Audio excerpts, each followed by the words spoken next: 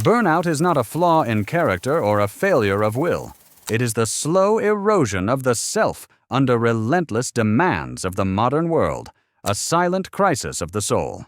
To recover from it, or better yet, to sidestep its grip entirely, requires more than temporary fixes or escapism. It demands a recalibration of how we engage with existence itself. Across eras, those who've thrived in high-pressure environments, caregivers in plague wards, inventors in sleepless workshops, parents in endless cycles of labor, shared no magical immunity. Instead, they cultivated habits that transformed exhaustion into energy, chaos into clarity.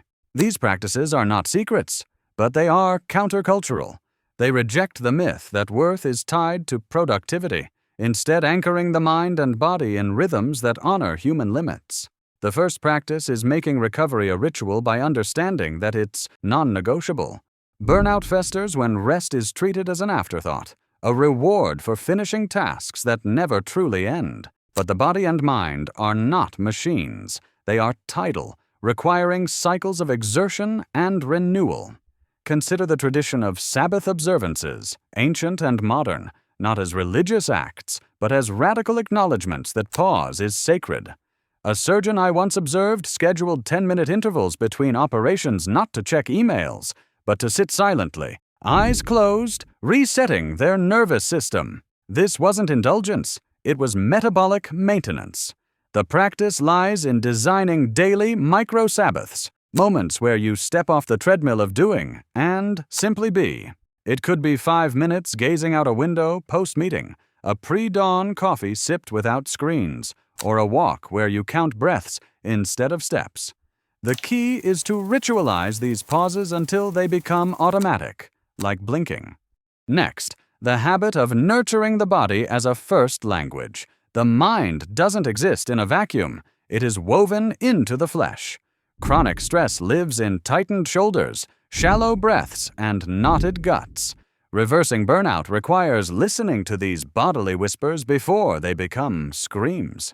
Historical healers often began treatments with physical touch, herbal compresses, massage, communal baths, recognizing that the body must be soothed to quiet the mind. Modern adaptations might involve body audits, scanning for tension hourly, and responding with deliberate stretches, adjusting posture, or even humming to vibrate the vagus nerve. A teacher in a turbulent urban school, for instance, kept a resistance band under their desk. During lunch breaks, they'd anchor it to a drawer and perform rows, not just to build muscle, but to physically reset the frustration of morning classes.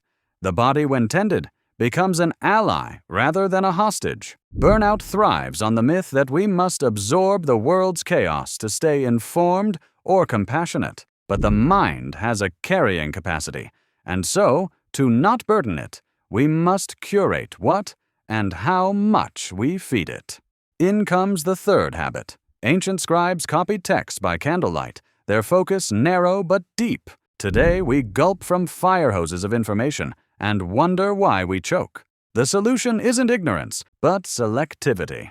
A journalist covering crises abroad described his method. After filing a story, he'd spend an hour gardening, washing the world's pain from my hands in the soil, he'd say.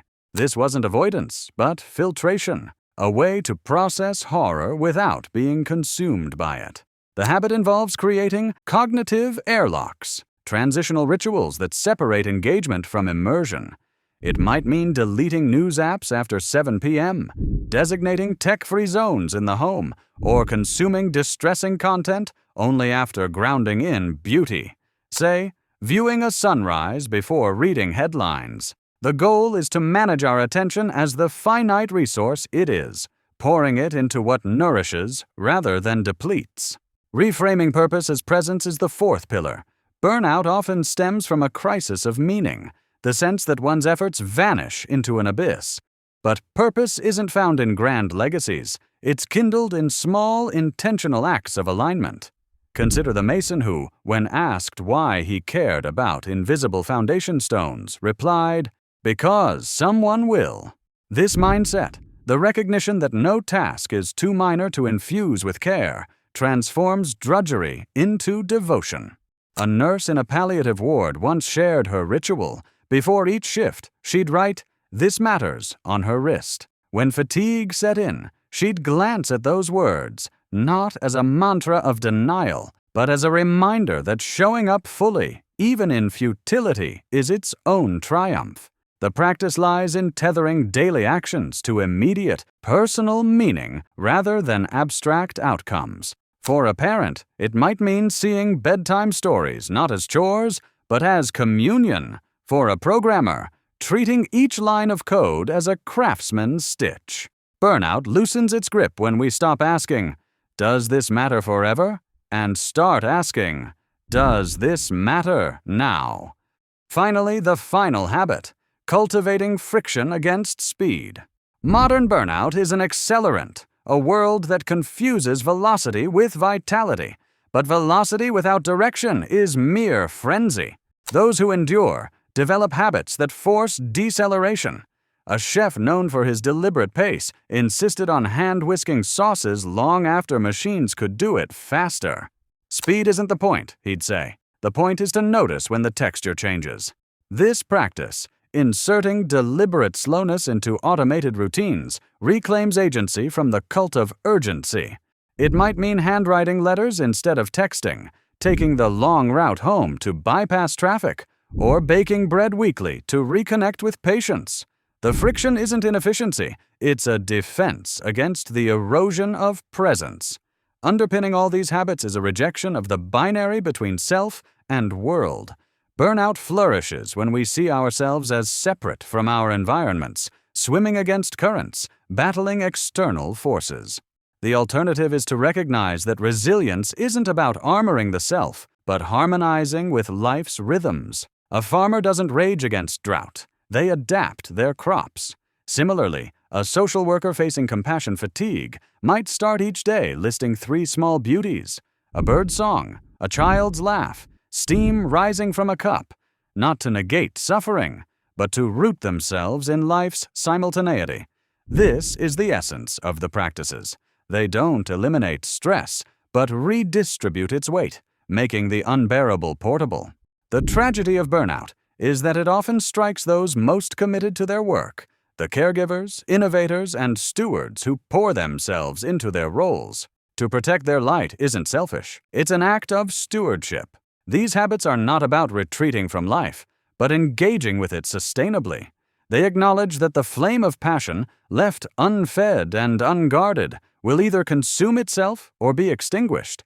The goal is not to burn brightly until ash, but to bank the fire so it may warm many winters.